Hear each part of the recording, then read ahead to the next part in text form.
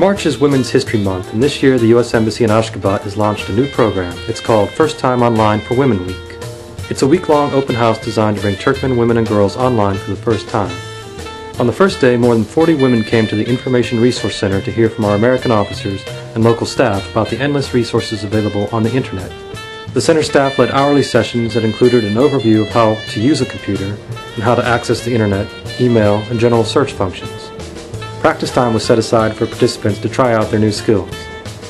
No appointment was necessary. It was first come, first served for the 50-minute sessions. As the week went on, news spread to family members, friends, co-workers, and acquaintances who could benefit from the training. Many sessions became oversubscribed as word of mouth grew.